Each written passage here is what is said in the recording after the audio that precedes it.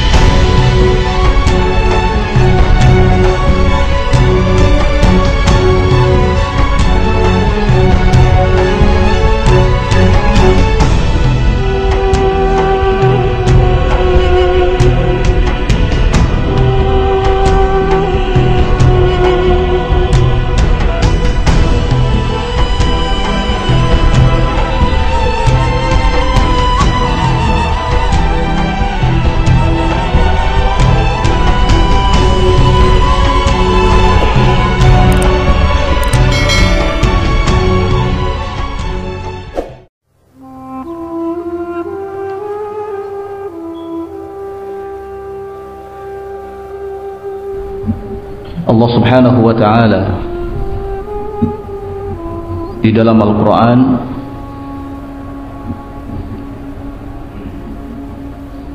menyatakan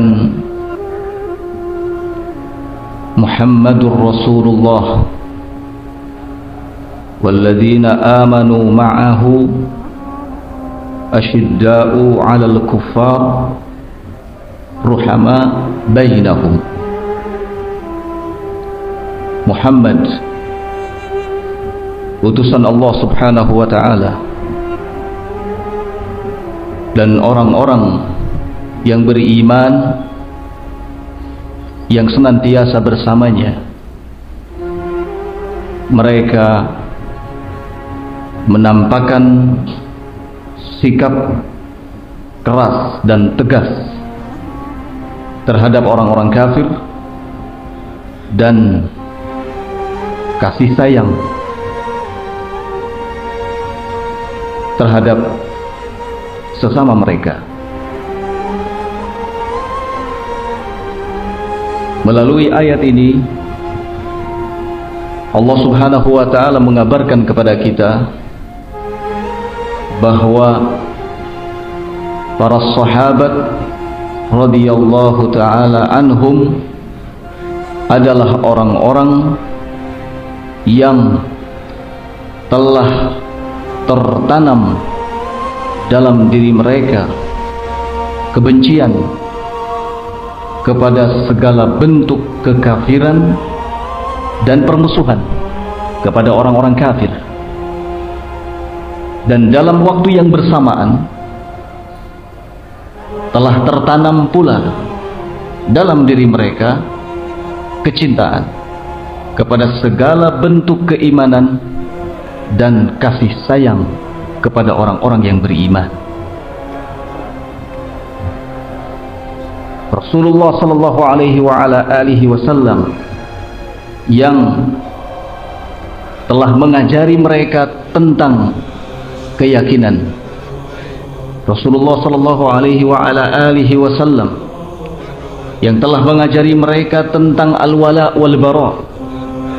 Rasulullah sallallahu alaihi wasallam mengajari mereka tentang ibadah, muamalah, budi pekerti, pengorbanan, keberanian, ketulusan, keikhlasan, kejujuran, dan banyak hal yang lainnya.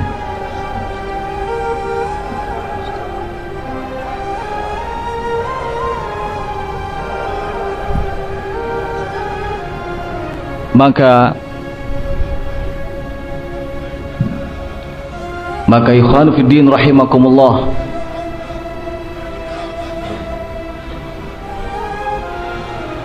kalau kita berbicara tentang akidah, tentang keyakinan yang sesuai dengan kitabullah dan sunnah Rasul sallallahu alaihi wasallam, para sahabatlah yang menjadi tolak ukurnya. Kalau kita berbicara tentang ibadah, tentang muamalah, tentang budi pekerti, tentang keberanian, tentang pengorbanan, tentang kejujuran, ketulusan, keikhlasan, bahkan tentang pembelaan terhadap Islam, maka para sahabatlah yang menjadi tolak ukurnya. Dalam kesempatan ini ikhwan fillah rahimakumullah, kita akan melihat dan mengetahui sedikit dari sejarah tentang bagaimana keberanian, pengorbanan, aksi-aksi heroik yang mereka para sahabat tampakkan dalam rangka membela Islam dan membela kaum muslimin, menegakkan tauhid dan menegakkan sunnah Rasul sallallahu alaihi wasallam. Yang pertama, kita akan mulai dari manusia terbaik secara mutlak setelah Rasulullah sallallahu alaihi wasallam, yaitu sahabat Abu Bakar As-Siddiq radhiyallahu taala anhu.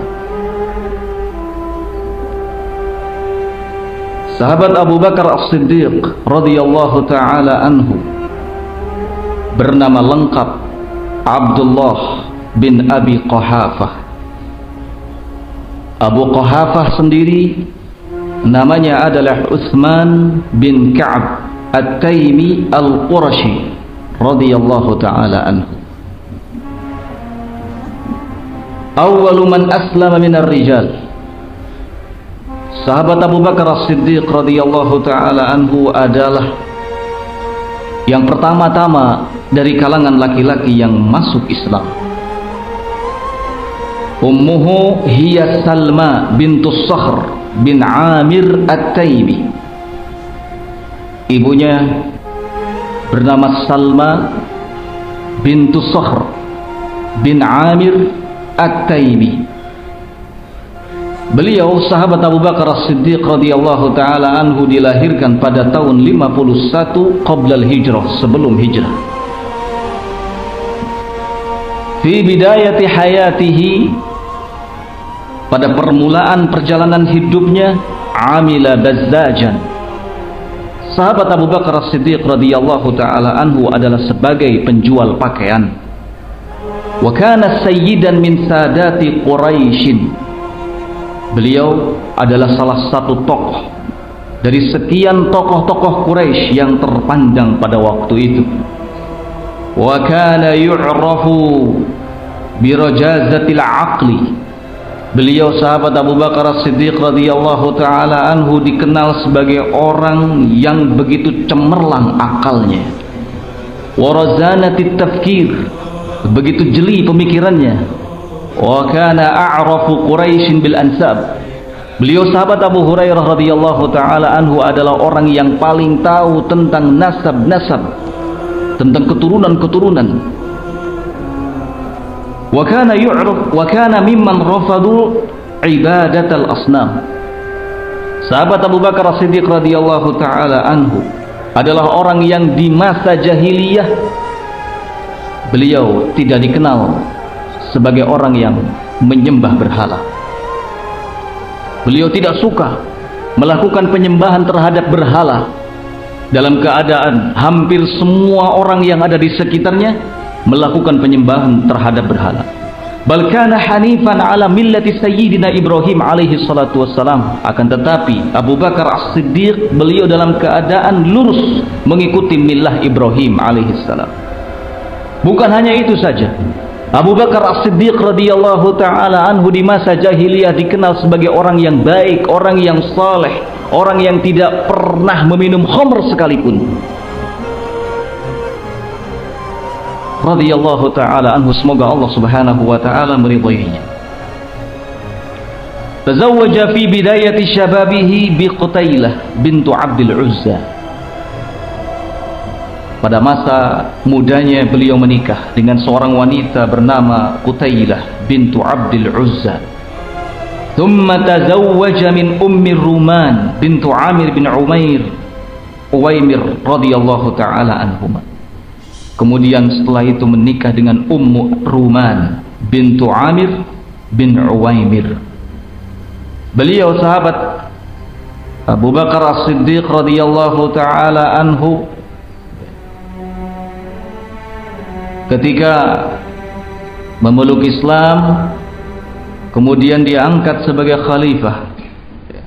Khalifah pertama setelah Rasul sallallahu alaihi wasallam meninggal pada tahun 11 Hijrah. Beliau menjabat sebagai seorang khalifah selama 2 tahun 4 bulan. Qala anhu Nabi sallallahu alaihi wa ala alihi wasallam. Nabi sallallahu alaihi wasallam memujinya. Nabi sallallahu alaihi wa ala alihi wasallam tidak sungkan-sungkan untuk menyanjungnya. Di antara pujian Nabi alaihi salatu wasallam adalah inna min aminan nas alayya fi suhbatihi wa malihi Abu Bakrin. Sesungguhnya di antara sekian banyak manusia yang paling aku percayai dalam persahabatannya dan soal hartanya adalah Abu Bakar. Walau kuntu muttakhidan khalilan ghaira rabbi latakhadtu Abu Bakrin walakin ukhuwatul Islam wa mawaddata. Seandainya dibolehkan bagiku untuk mengangkat seseorang sebagai kekasih selain Rabbku, niscaya aku akan mengangkat sahabat Abu Bakar sebagai kekasihku. Akan tetapi hubunganku dengan Abu Bakar As-Siddiq radhiyallahu ta'ala an hanyalah sebatas ukhuwah Islam, persaudaraan karena ikatan Islam dan kecintaan karena ikatan Islam.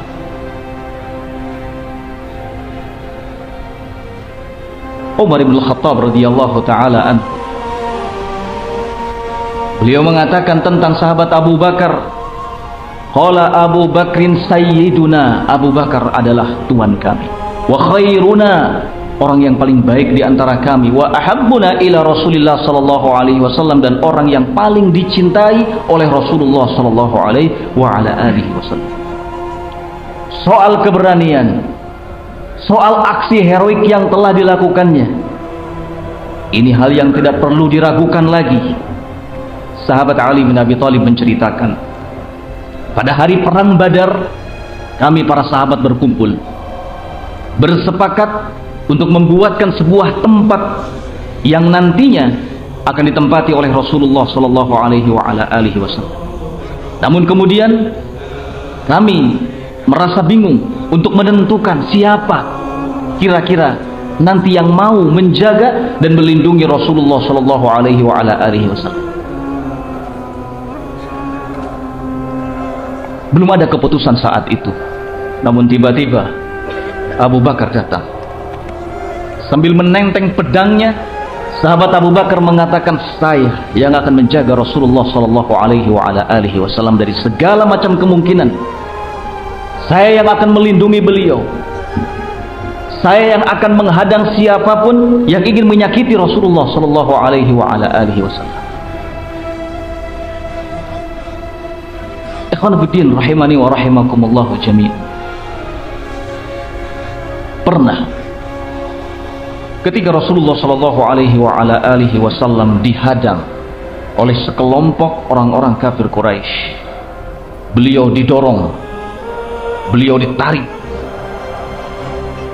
Kemudian orang-orang Quraisy mengatakan kepada beliau, antal ladzi ja'altal alihata ilahan wahida. Engkau yang telah menjadikan semua ilah ini menjadi satu ilah. Tidak ada satu orang pun yang berani mencegah apa yang dilakukan oleh orang-orang kafir Quraisy pada waktu itu terhadap Nabi alaihi salatu wassalam. Hanya Abu Bakar. Abu Bakar melihat kejadian itu. Maka Abu Bakar kemudian melindungi Nabi alaihi salatu wassalam. Ada di antara orang-orang kafir itu yang dipukul oleh Abu Bakar, ada yang didorong oleh Abu Bakar. Kemudian Abu Bakar radhiyallahu ta'ala anhu mengatakan, wailakum ataqtuluna ar-rajulan an yaqula rabbi Allah.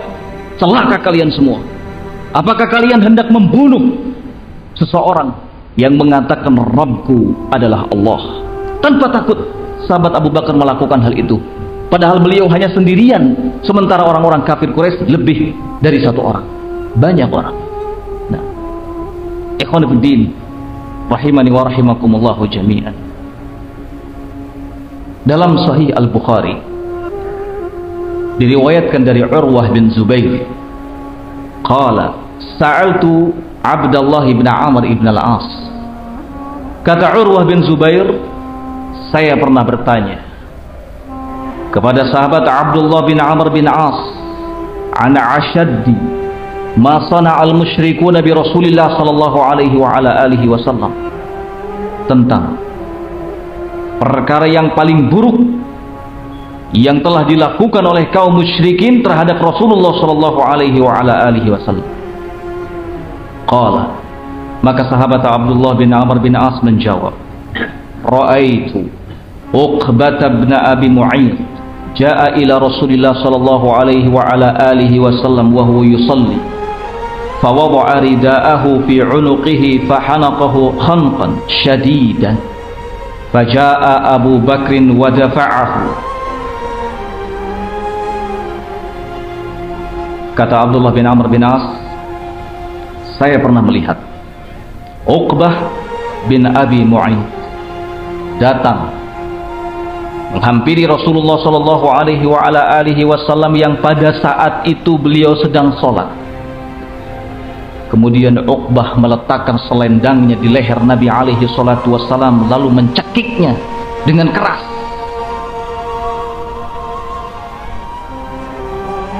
Dalam keadaan seperti itu datanglah sahabat Abu Bakar As-Siddiq radhiyallahu ta'ala. Abu Bakar kemudian mendorong Uqbah bin Abi Mu'ayth. Mendorong Uqbah bin Abi Mu'ayth. Abu Bakar radhiyallahu ta'ala anhu berani melakukan hal tersebut demi membela Nabi alaihi salatu wassalam. Beliau rela berkorban nyawa demi Nabi alaihi salatu wassalam. Tidak ada yang melakukan hal itu kecuali sahabat Abu Bakar As-Siddiq radhiyallahu ta'ala. Sahabat Umar ibn Khattab radhiyallahu ta'ala anhu dibuat tercengang demi melihat bagaimana keberanian sahabat Abu Bakar As-Siddiq radhiyallahu ta'ala anhu. Selama ini yang dikenal pemberani adalah Umar ibn Khattab, tetapi seorang pemberani tercengang melihat keberanian sahabat Abu Bakar As-Siddiq radhiyallahu ta'ala. Keputusan sahabat Abu Bakar As-Siddiq radhiyallahu ta'ala anhu sungguh sangat berani ketika beliau menyatakan akan memerangi siapa saja yang menolak mengeluarkan zakat, akan memerangi siapa saja yang murtad keluar dari Islam. Dalam waktu yang bersamaan, ikhwan fillah rahimakumullah, sahabat Abu Bakar adalah sahabat yang hatinya sangat lembut. Sahabat Abu Bakar adalah sahabat yang mudah menangis ketika mendengar lantunan ayat-ayat Allah subhanahu wa ta'ala dibacakan. Pernah suatu ketika saat Nabi alaihi salatu wasallam sakit, sakitnya semakin parah, kemudian beliau memerintahkan agar sahabat Abu Bakar menggantikan posisinya menjadi imam salat. Aisyah radhiyallahu taala anha berkata kepada beliau, "Ya Rasulullah, Abu Bakar itu adalah orang yang raqiqul qalb, orang yang hatinya lembut. Dia tidak tahan kalau mendengar dan membaca ayat-ayat Allah Subhanahu wa taala. Dia akan menangis. Kalau seandainya sahabat Abu Bakar menjadi imam salat, niscaya orang-orang tidak akan dapat mendengar bacaannya, karena setiap kali beliau membaca ayat Al-Quran pasti beliau menangis." Subhanallah. Semoga Allah Subhanahu wa taala merahmati dan meridhai sahabat Abu Bakar As-Siddiq radhiyallahu taala. Beliau memiliki kelembutan pada tempatnya, tetapi beliau juga menyimpan keberanian, sikap keras dan tegas pada tempatnya. Beliau, sahabat Abu Bakar As-Siddiq radhiyallahu taala anhu, meninggal pada tahun 13 Hijriah. Beliau dimakamkan di sisi Rasul sallallahu alaihi wa ala alihi wasallam. Saat beliau meninggal, beliau meninggalkan beberapa putranya, di antaranya Abdullah, Abdurrahman, Aisyah, Muhammad, Asma, Ummu Kulthum. Semoga Allah Subhanahu wa taala meridhai mereka semua. Ikhwan fillah rahimakumullah. Itu tentang sosok Abu Bakar As-Siddiq radhiyallahu taala. Berikutnya sahabat Abu Ayyub Al-Ansari radhiyallahu taala anhu.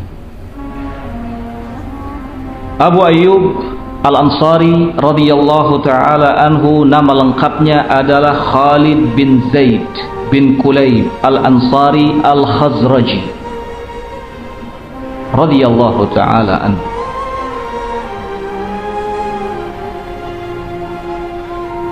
Beliau menemui Nabi alaihi salatu wassalam di Makkah pada saat Bai'ah Aqabah yang kedua. Beliau berbaiat kepada Rasulullah sallallahu alaihi wa ala alihi wasallam.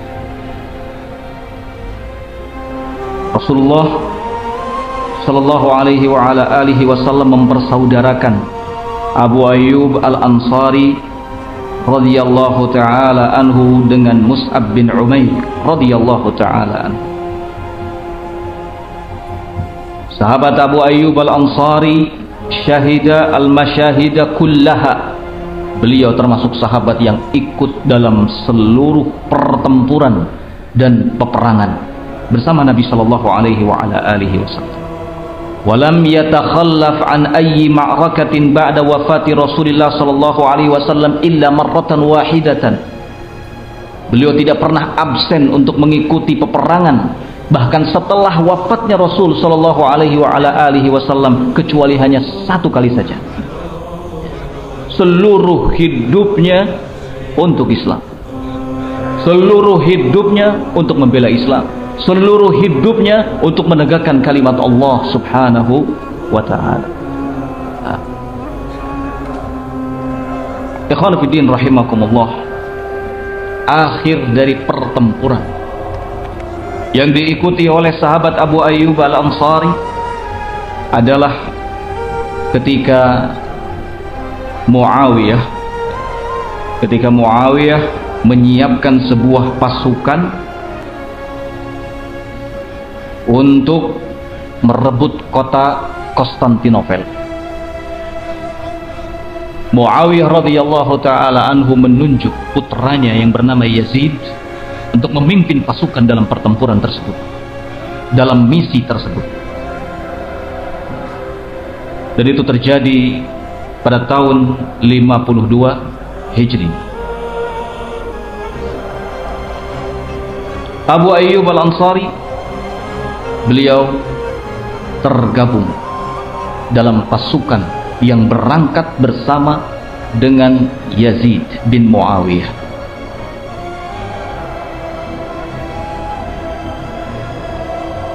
Dan pada saat itu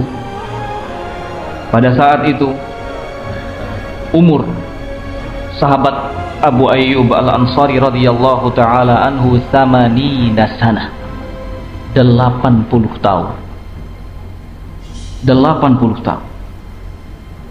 Ketika dalam perjalanan dengan membawa misi untuk menguasai dan merebut kota Konstantinopel, beliau sahabat Abu Ayyub Al-Ansari ditimpa sakit. Sakit yang membuat beliau tidak bisa mengikuti pertempuran tersebut. Beliau kemudian dibawa oleh para sahabat lainnya, diistirahatkan di satu tempat. Yazid bin Muawiyah yang menjadi komandan dalam misi tersebut mendatangi Abu Ayyub Al-Ansari. Kemudian ia berkata kepada Abu Ayyub Al-Ansari, "Ma hajatuka ya Aba Ayyub?" Apa yang engkau butuhkan wahai Abu Ayyub? Apa yang kau butuhkan wahai Abu Ayyub? Sahabat Abu Ayyub Al-Ansari radhiyallahu taala anhu menjawab, "Pertama, sampaikan salamku kepada pasukan kaum muslimin.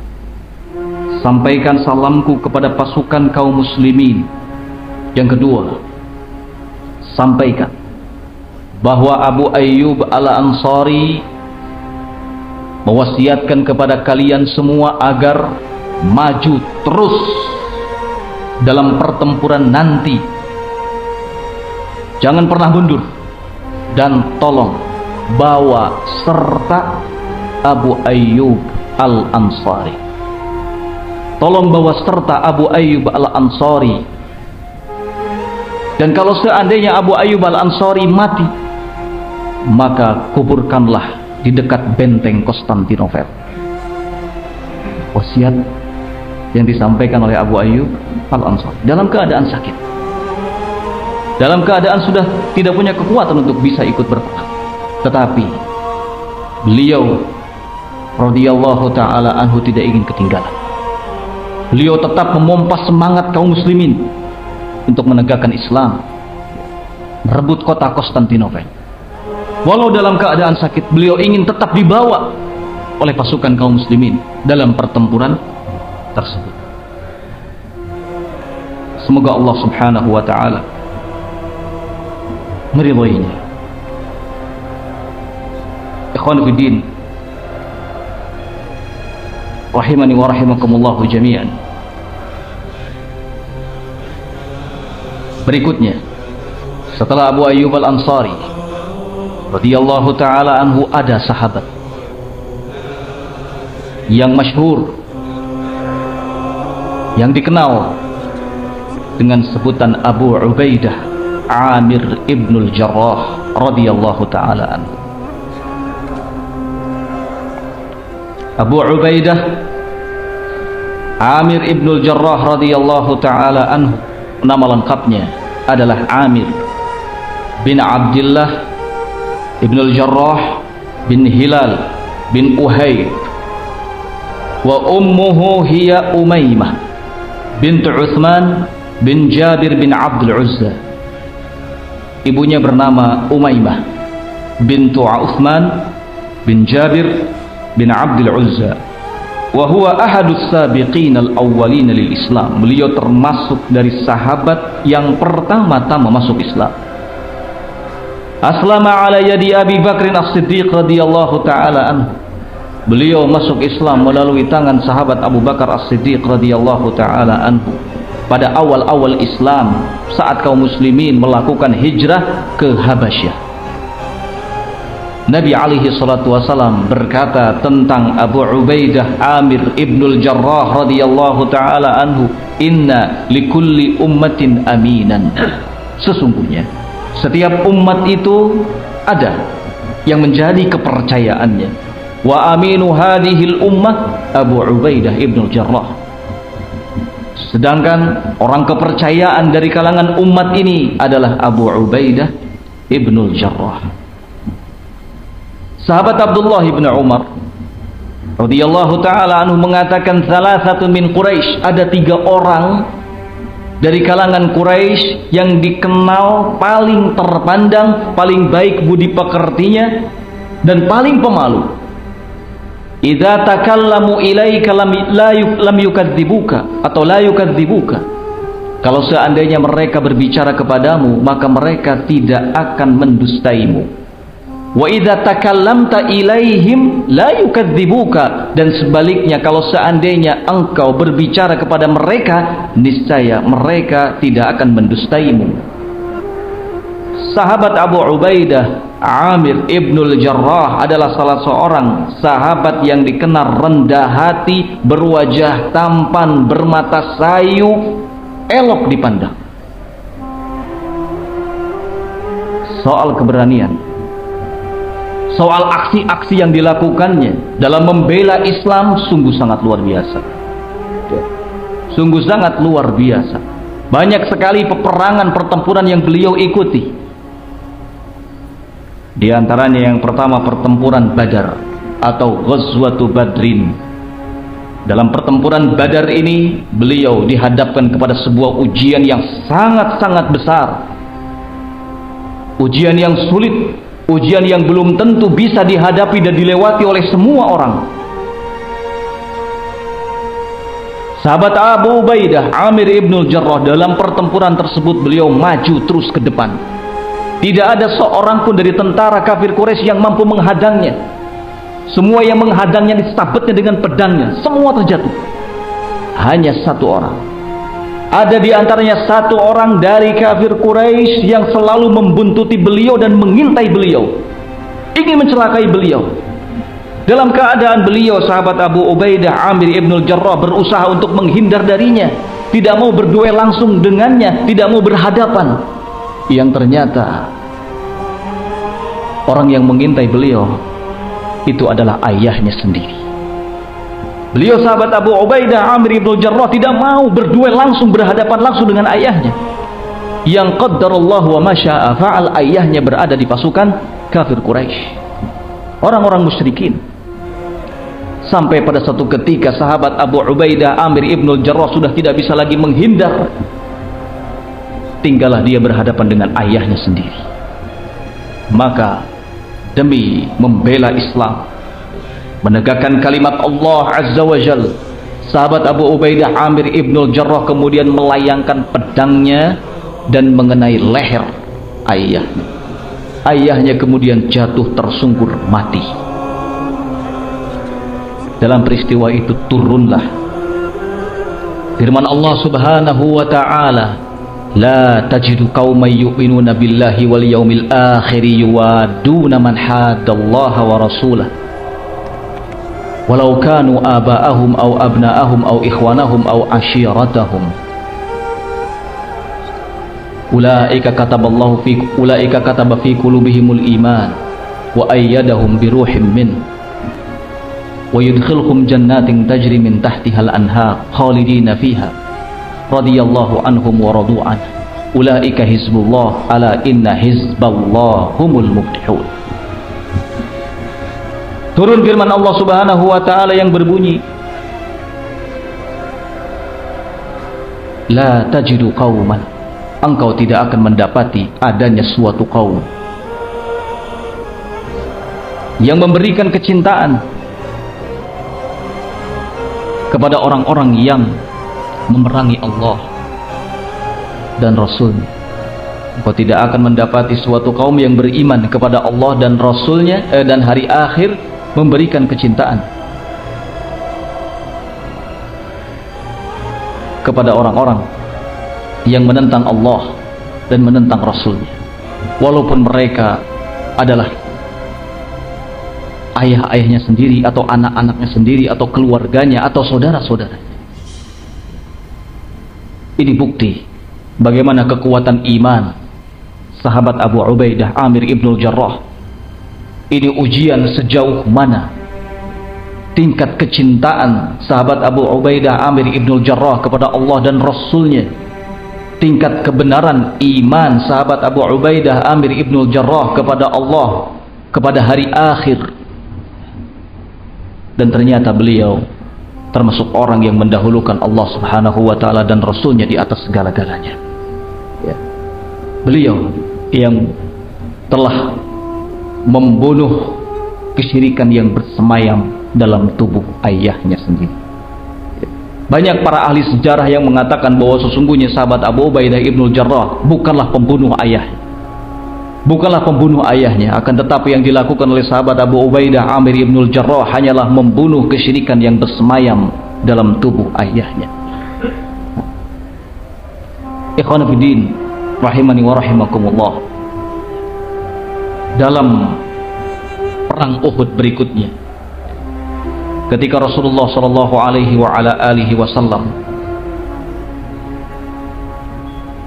berperang bersama dengan kaum muslimin, Abu Ubaidah Amir ibnul Jarrah selalu bersama dengan beliau sallallahu alaihi wasallam. Dan dalam pertempuran itu Rasulullah sallallahu alaihi wasallam terluka. Beliau terkena panah di bagian dari wajahnya, atau tepatnya di pipinya. Kaum muslimin terdesak dalam pertempuran tersebut. Banyak yang mundur, tetapi sahabat Abu Ubaidah Amir ibnul Jarrah tidak ikut mundur. Beliau terus mendekati Rasulullah sallallahu alaihi wasallam untuk melindungi beliau, melindungi Nabi alaihi salatu wasallam yang sedang terluka. Keluar darah mengalir dari pipi beliau sallallahu alaihi wasallam. Sahabat Abu Ubaidah Amir ibnul Jarrah tidak tega melihat Nabi sallallahu alaihi wasallam. Beliau berusaha hendak mencabut panah yang menancap di pipi beliau sallallahu alaihi wasallam. Dalam keadaan sahabat Abu Bakar tahu kondisi yang seperti itu, sehingga sahabat Abu Bakar kemudian mendatangi sahabat Abu Ubaidah ibnul Jarrah. Sahabat Abu Bakar As-Siddiq radhiyallahu taala anhu hendak mencabut panah yang menancap di pipi Rasulullah sallallahu alaihi wasallam. Tapi kemudian sahabat Abu Ubaidah Amir ibnul Jarrah berkata kepadanya, "Jangan, tolong, ini kesempatan. Akulah yang akan melakukannya." Tapi sahabat Abu Bakar tidak mendengarnya. Sahabat Abu Bakar kemudian mencabut panah itu, dan tinggallah serpihan-serpihan dari besi panah yang masih ada menempel di pipi Nabi sallallahu alaihi wasallam. Apa yang dilakukan oleh sahabat Abu Ubaidah? Beliau radhiyallahu taala anhu kemudian menggigit serpihan-serpihan kecil yang masih menempel di pipi Rasul sallallahu alaihi wasallam dengan giginya, sampai beberapa giginya tanggal, lepas gigi-gigi beliau radhiyallahu taala. Semua dilakukan demi membela Rasulullah sallallahu alaihi wasallam. Tidak peduli dengan keselamatan ini, tidak peduli dengan kondisi dirinya sendiri. Yang terpenting dalam pikirannya adalah bagaimana Rasul Allah subhanahu wa ta'ala ini mendapatkan keselamatan. Nah, ikhwan fillah, rahimani wa rahimakumullahu jami'. Dalam peperangan lainnya, sebuah peperangan yang dikenal dengan sebutan Dzatu Salasil, Rasulullah sallallahu alaihi wasallam mengutus sahabat Abu Ubaidah Amir ibnul Jarrah untuk membantu sahabat Abdullah bin Amr bin As yang pada saat itu menjadi komandan perang dalam peperangan tersebut. Ya. Sahabat Abu Ubaidah Amir ibnul Jarrah dengan semangat menyambut seruan dalam perang ini, menyambut penawaran Rasul sallallahu alaihi wasallam untuk membantu sahabat Abdullah bin Amr bin As. Sahabat Abu Ubaidah Amir ibnul Jarrah adalah seorang sahabat yang dikenal memiliki ketaatan yang luar biasa. Sementara sahabat Abdullah bin Amr bin As adalah seorang sahabat yang dikenal memiliki keteguhan. Ya. Ketika keduanya bertemu dan waktu sholat sudah masuk, maka tiba-tiba sahabat Abu Ubaidah Amir ibnul Jarrah maju ke depan ingin memimpin sholat. Tapi kemudian ditegur oleh sahabat Abdullah bin Amr bin As, "Mundurlah wahai Abu Ubaidah ibnul Jarrah, karena saat ini yang menjadi pimpinan adalah engkau hanyalah diutus oleh Rasul sallallahu alaihi wasallam untuk membantuku. Maka sahabat Abu Ubaidah Amir ibn Jarrah berkata kepadanya, Rasulullah sallallahu alaihi wasallam telah mewasiatkan kepadaku untuk mentaatimu, maka aku akan mundur. Maka yang jadi imam pada waktu itu tetap pemimpin atau komandan perang Abdullah bin Amr ibn al-As. Tidak terjadi perselisihan yang berarti di antara mereka, karena sahabat Abu Ubaidah Amir ibn Jarrah sekali lagi dikenal sebagai sahabat yang begitu kuat ketaatannya. Apapun yang diperintahkan oleh Nabi alaihi salatu wassalam, maka akan segera dilakukannya tanpa ditunda-tunda. Nah, ikhwan fillah rahimakumullah, demikian pula dalam pertempuran Fathu Makkah. Dalam pertempuran Fathu Makkah atau Futuh Makkah, sahabat Abu Ubaidah Amir ibn Jarrah ikut dalam pertempuran tersebut. Bahkan beliau berada di saf yang terdepan dari pasukan Rasulullah sallallahu alaihi wasallam. Luar biasa. Subhanallah, semoga Allah subhanahu wa ta'ala meridhoinya. Keberanian yang luar biasa, yang sulit akan kita dapatkan keberanian yang seperti ini di masa kita sekarang. Kana wahidan min arba'ati ashkhas ikhtarahum Abu Bakr radhiyallahu ta'ala anhu li fathi Syam.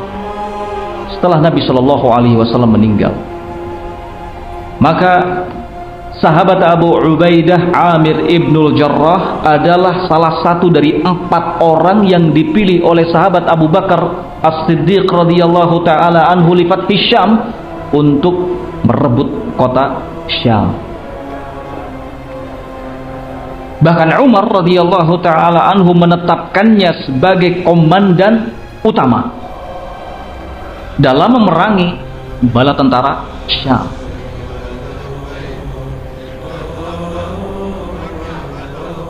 Kemudian di saat pecah perang Yarmuk terjadi pada tanggal 20 Agustus tahun 696 Masehi atau 636 Masehi. Yarmuk itu sendiri adalah sebuah nama sungai yang ada di Yordania. Nah, sahabat Abu Ubaidah Amir ibn Jarrah memimpin pasukan dalam perang tersebut. Beliau masuk ke Syam, dan di negeri Syam itulah beliau radhiyallahu ta'ala anhu meninggal, tepatnya pada tahun 18 Hijriah. Karena saat beliau masuk ke negeri Syam, di situ sedang terjadi sebuah wabah penyakit yang sangat berbahaya yang dikenal dengan penyakit taun atau epidemi kolera, yang banyak menelan korban, ya, banyak memangsa nyawa-nyawa manusia. Nah,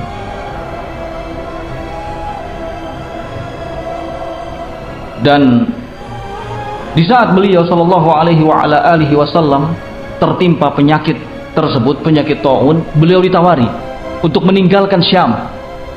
Tapi beliau radhiyallahu ta'ala anhu tidak tega meninggalkan para pasukannya dari kalangan kaum muslimin.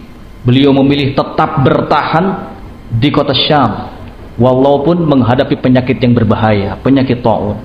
Maka pada tahun 18 Hijriah beliau meninggal. Semoga Allah subhanahu wa ta'ala meridhoinya. Beliau radhiyallahu ta'ala anhu dufina fi qaryatin saghiratin, dikuburkan di sebuah perkampungan yang kecil, ya.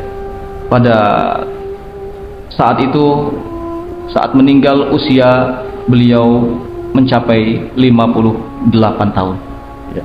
58 tahun.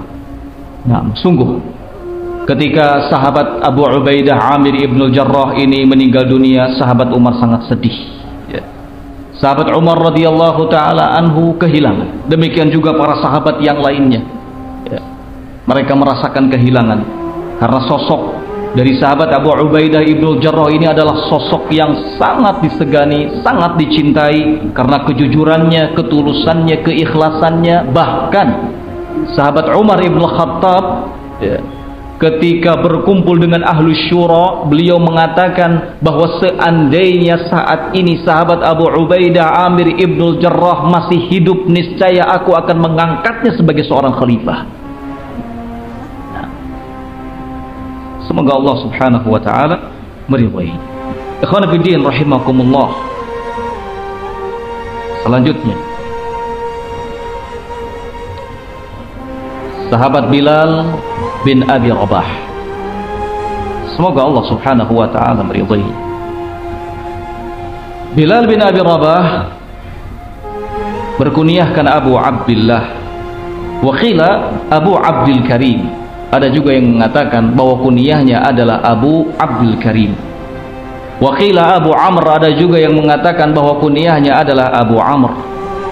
Nama lengkapnya Bilal bin Rabah Al-Habashi radhiyallahu taala anhu. Wa kana 'abdan min 'abidi Quraisy. Beliau salah seorang budak dari budak Quraisy.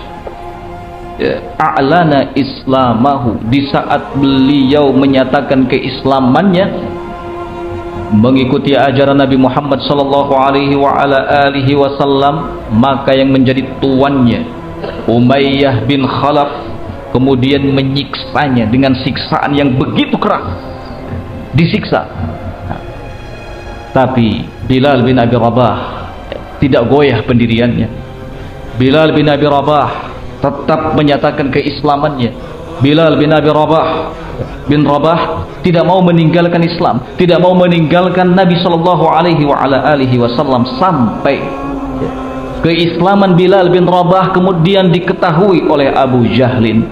Maka Abu Jahal datang kemudian menyeret Bilal bin Rabah keluar, dijemur di terik panas matahari, kemudian diletakkan di atas tubuhnya batu yang besar. Bilal bin Rabah disiksa.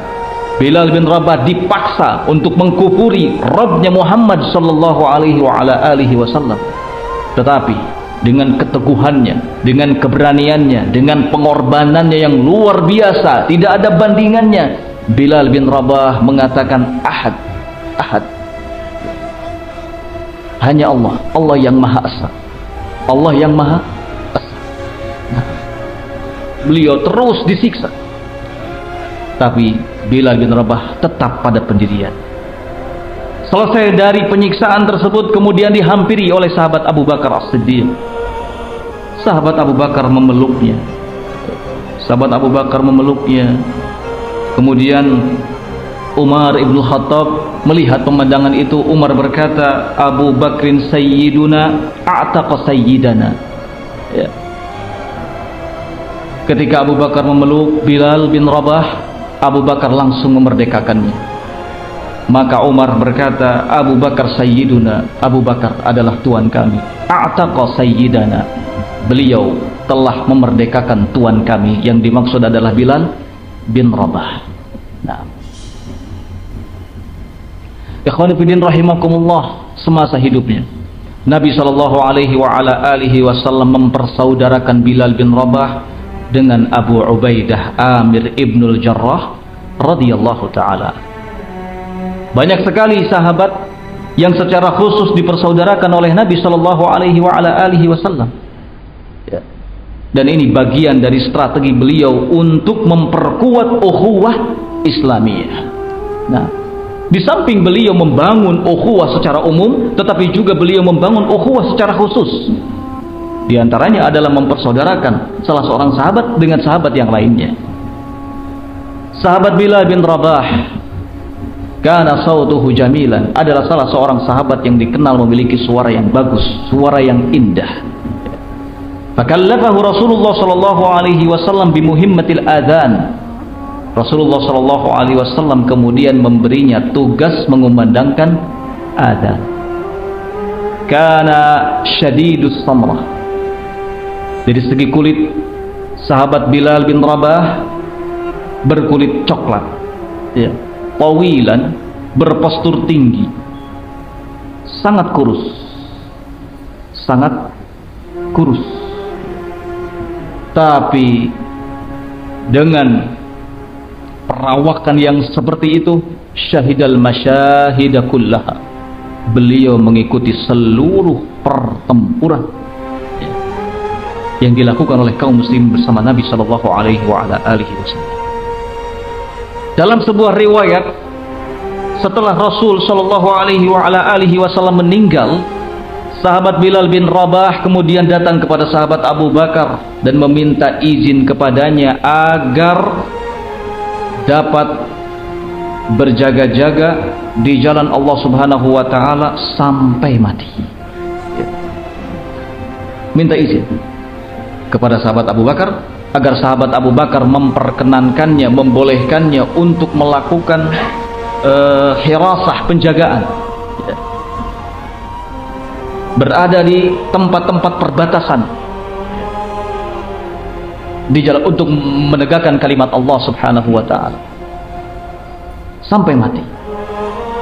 Nah, karena beliau mendengar Nabi sallallahu alaihi wasallam pernah menyatakan dalam sabdanya, afdalu a'malil mu'min al-jihadu fi sabilillah. Seutama-utama amalan seorang mukmin adalah berjihad di jalan Allah Subhanahu wa taala. Bilal bin Rabah bertekad, berazam untuk menghabiskan masa hidupnya di jalan Allah dengan cara berjaga-jaga di setiap perbatasan. Nah, ketika sahabat Abu Bakar meninggal, maka sahabat Bilal bin Rabah datang kepada sahabat Umar ibn Khattab. Kemudian menceritakan sesuatu yang sudah dikatakannya kepada sahabat Abu Bakar. Dan kali ini beliau Bilal bin Rabah meminta izin kepada sahabat Umar ibn Khattab untuk melakukan hal yang sama, tinggal di perbatasan di jalan Allah Subhanahu wa taala sampai mati.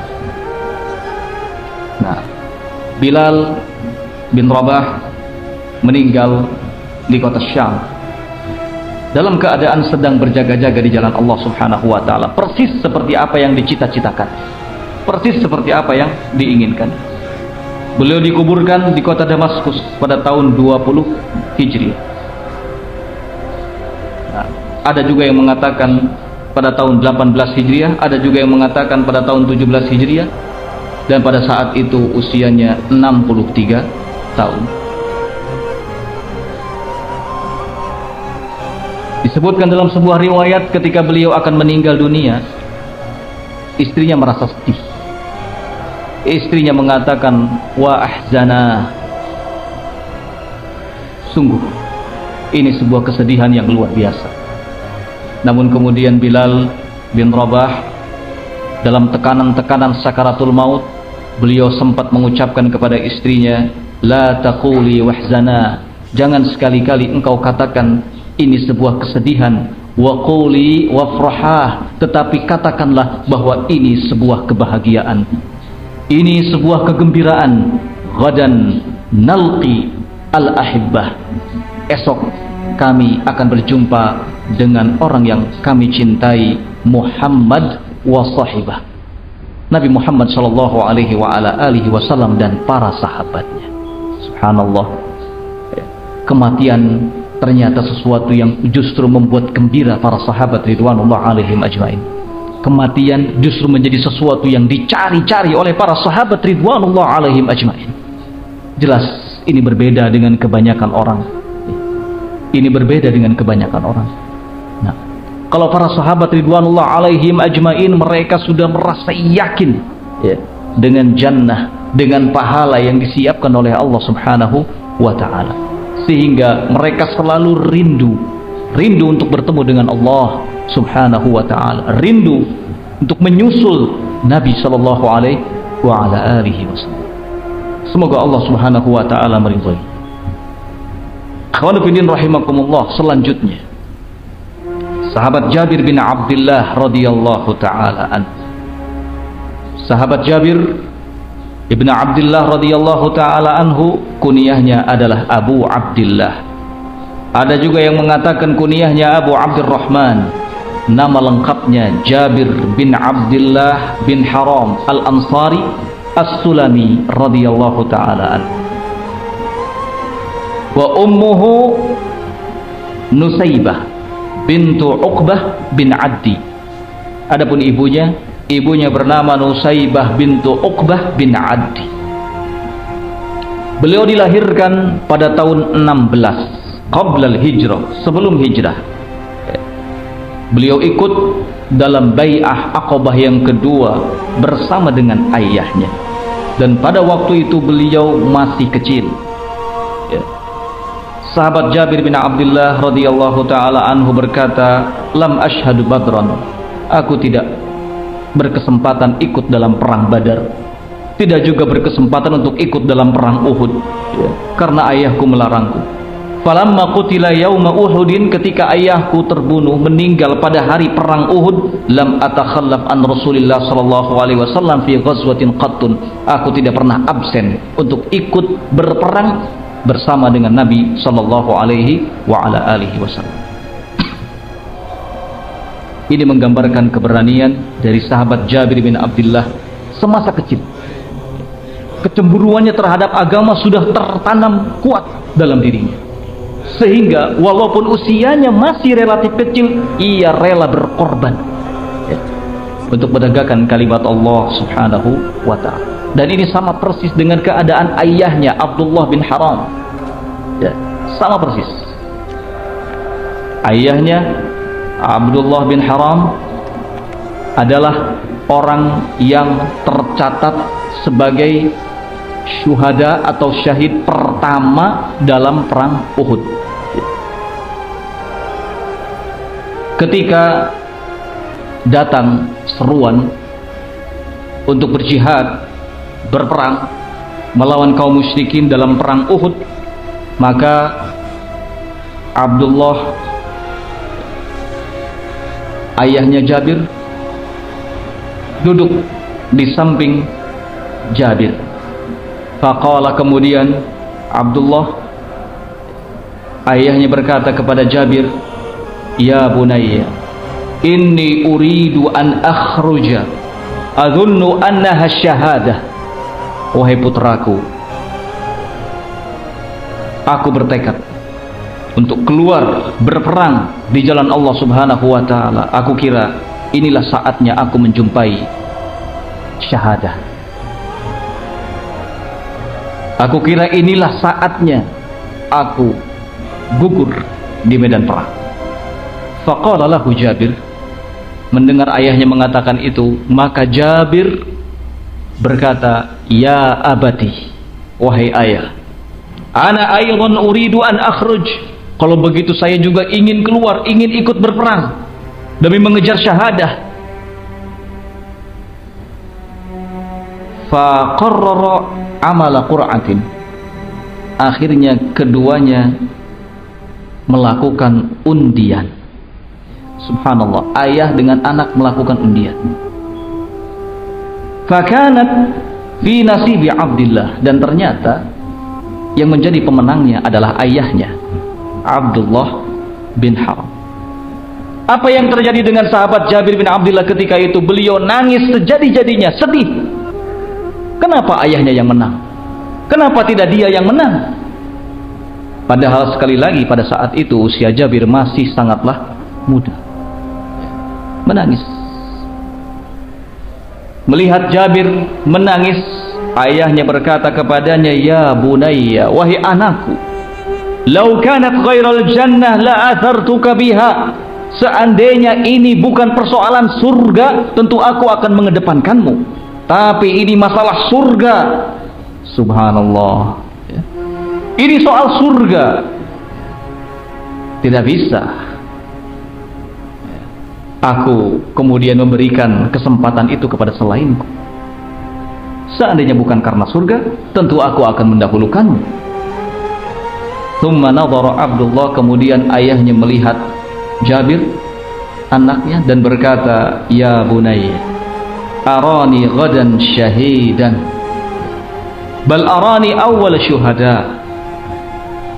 Wahai anakku, doakan doakan agar aku besok ini dalam perang Uhud ini gugur di medan perang, dan doakan aku menjadi orang yang pertama syahid dalam pertempuran tersebut. Dan ternyata keinginannya terwujud. Beliau Abdullah bin Haram sebagai orang yang pertama syahid di perang Uhud. Keberaniannya sangat luar biasa dan menular kepada anaknya Jabir ibn Abdullah. Semoga Allah subhanahu wa ta'ala meridhoinya. Sahabat Jabir bin Abdullah di masa tuanya, di akhir-akhir dari umurnya, beliau buta. Beliau meninggal pada tahun 78 Hijri. Ada juga yang mengatakan pada tahun 77 Hijri. Nah, dan pada saat itu beliau menjabat sebagai gubernur di kota Madinah dan usianya mencapai 94 tahun.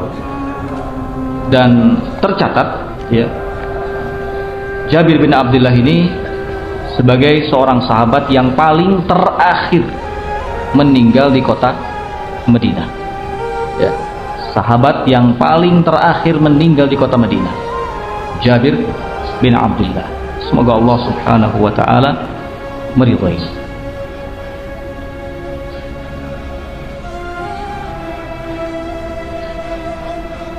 Akhwan fillah rahimakumullah.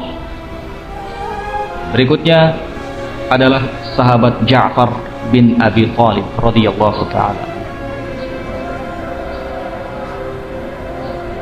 Ja'far bin Abi Thalib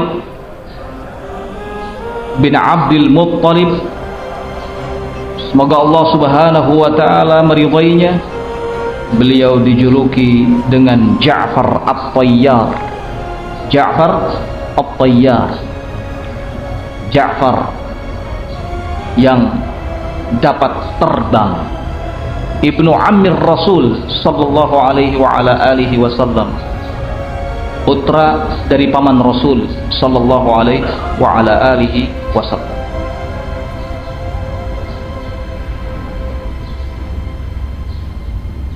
Istrinya bernama Asma bintu Umais radhiyallahu taala anha. Beliau Ja'far bin Abi Thalib hajarul hijratain ilal Habasyah wal Madinah. Beliau ikut dalam dua kali hijrah. Yang pertama hijrah ke Habasyah dan yang kedua hijrah ke Madinah. Nah,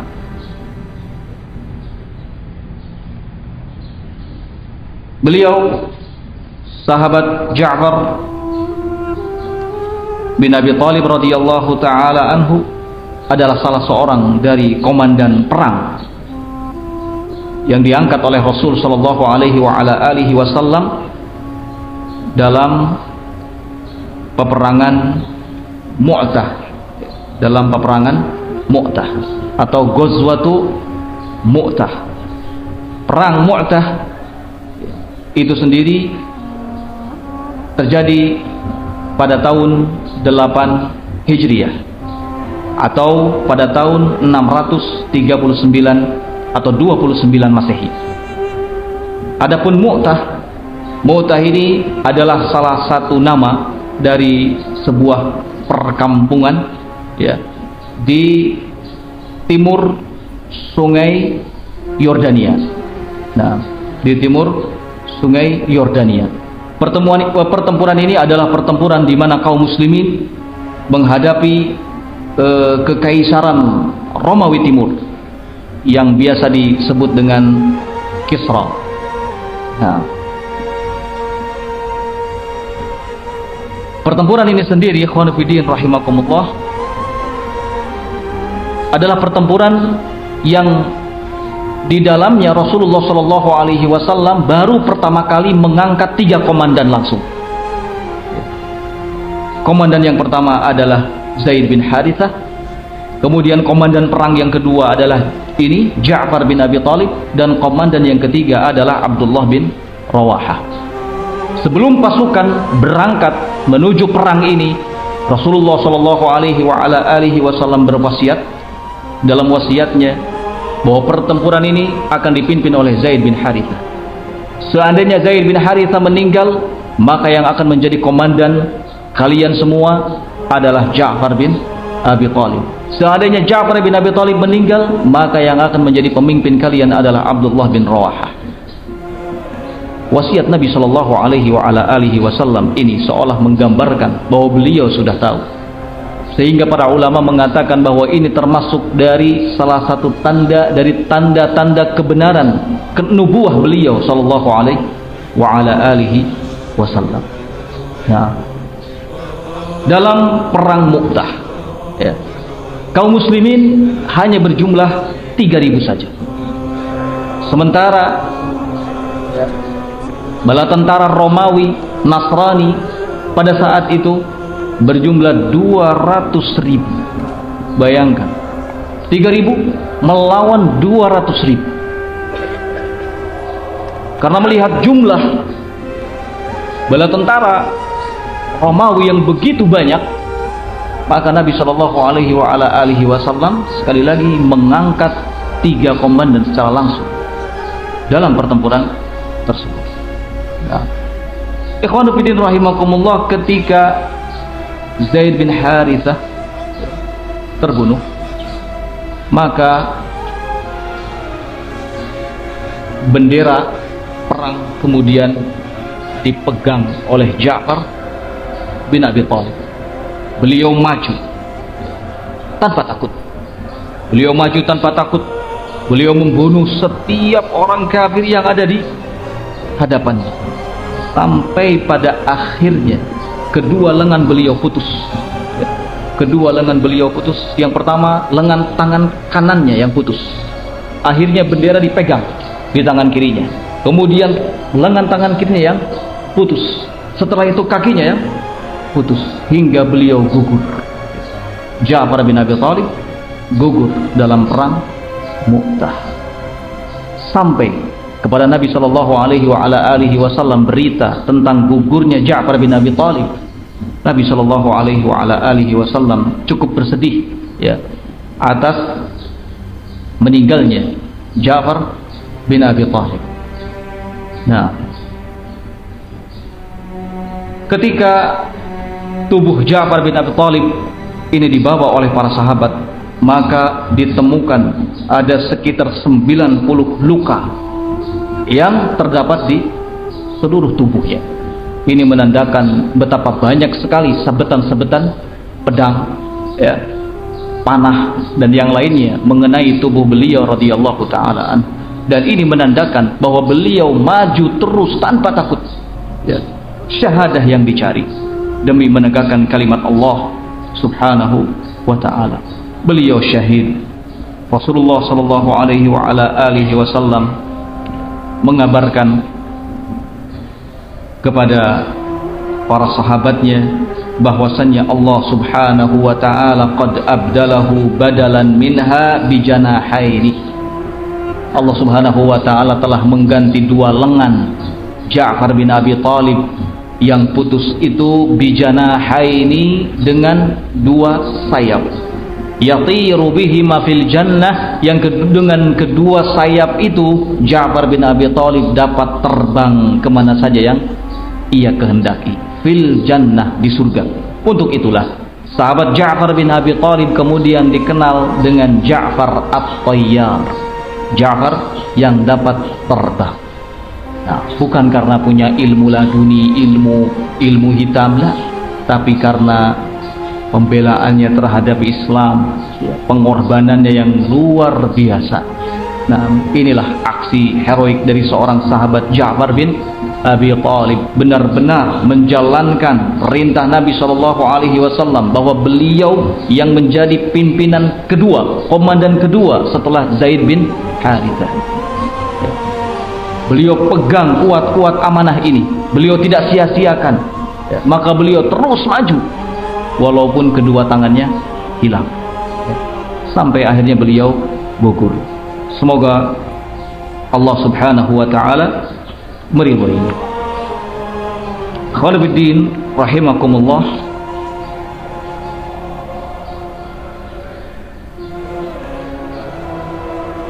selanjutnya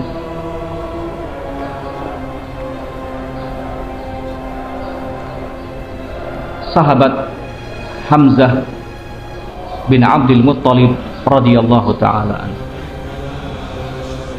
Hamzah bin Abdul Muttalib radhiyallahu taala anhu Asadullah wa Rasulih, dikenal dengan julukan Asadullah, singa Allah dan singa Rasulnya sallallahu alaihi wa ala alihi wasallam.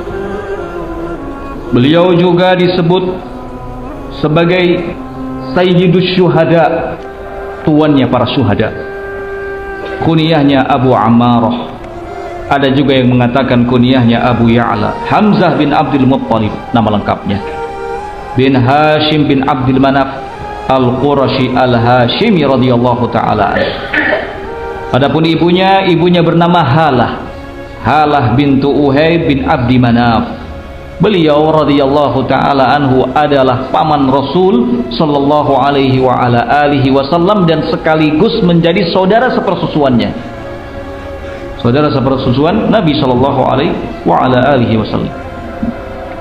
Sahabat Hamzah bin Abdul Muttalib radhiyallahu taala anhu di masa hidupnya mausufan bisyaja'ati, dikenal sebagai orang yang begitu pemberani, wal quwwah wal ba's, begitu tegas ya. Selalu menampakkan power, kekuatan. Hatta urifa annahu a'azzu fata fi Quraisy, sampai-sampai beliau dikenal sebagai pemuda yang paling tangguh di antara orang-orang Quraisy. Wa ashadduhum syakimah, beliau juga dikenal sebagai pemuda yang begitu kuat tekadnya.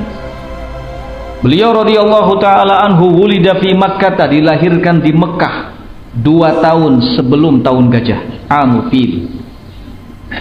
Maka beliau lebih tua 2 tahun dari Rasulullah sallallahu alaihi wa ala alihi wasallam. Keduanya, Hamzah bin Abdul Muttalib dengan Rasulullah sallallahu alaihi wasallam disusui oleh Thuwaibah maula Abi Lahab, bekas budaknya Abu Lahab. Hamzah bin Abdul Muttalib masuk Islam pada tahun kedua dari diutusnya Nabi sallallahu alaihi wa ala alihi wasallam. Beliau gugur dalam perang Uhud. Gugur dalam perang Uhud ketika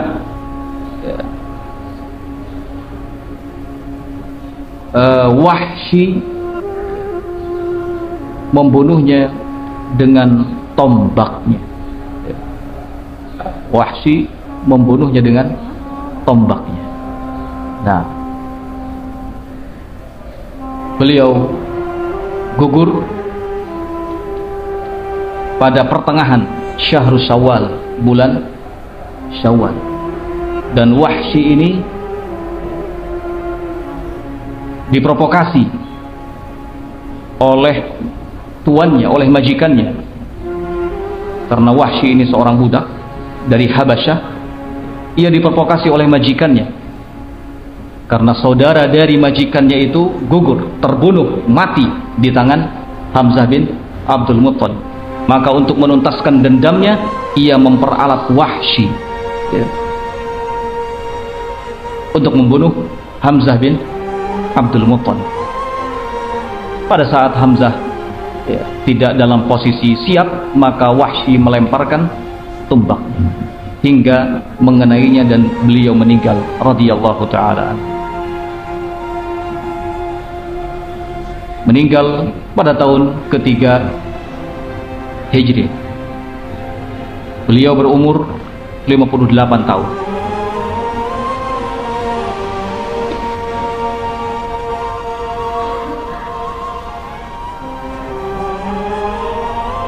Dan Rasulullah sallallahu alaihi wa ala alihi wasallam memerintahkan agar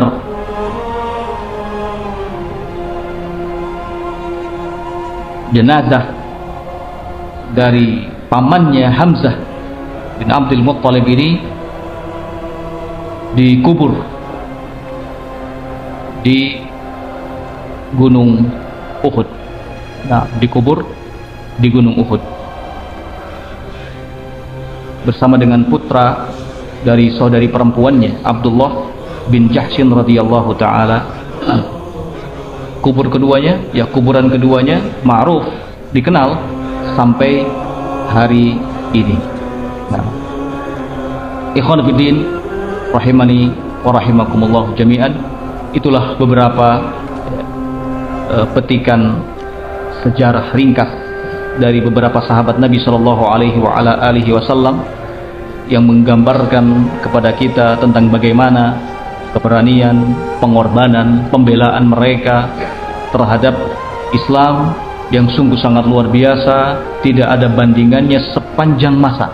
Ya, tidak ada bandingannya sepanjang masa.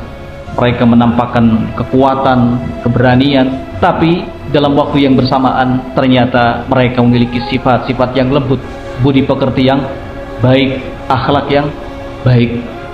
Nah, karena soal keberanian tidaklah melulu dilihat dari perawakan seseorang, akan tetapi soal keberanian adalah soal keyakinan, soal hati. Apabila iman sudah benar-benar tertancap dalam diri seseorang, maka ia akan rela berkorban, ya, akan rela berkorban untuk yang diyakininya, untuk yang diimaninya, yaitu Allah Subhanahu wa ta'ala. Dan keberanian juga muncul karena adanya kecintaan yang begitu kuat terhadap Allah Subhanahu wa ta'ala dan Rasulnya. Pengorbanan juga sama, muncul karena kekuatan cinta kepada Allah Subhanahu wa ta'ala dan Rasulnya. Kita cukupkan sampai di sini. Subhanakallahumma wa bihamdik, asyhadu an la ilaha illa anta, astaghfiruka wa atubu ilaik. Walhamdulillahi rabbil alamin.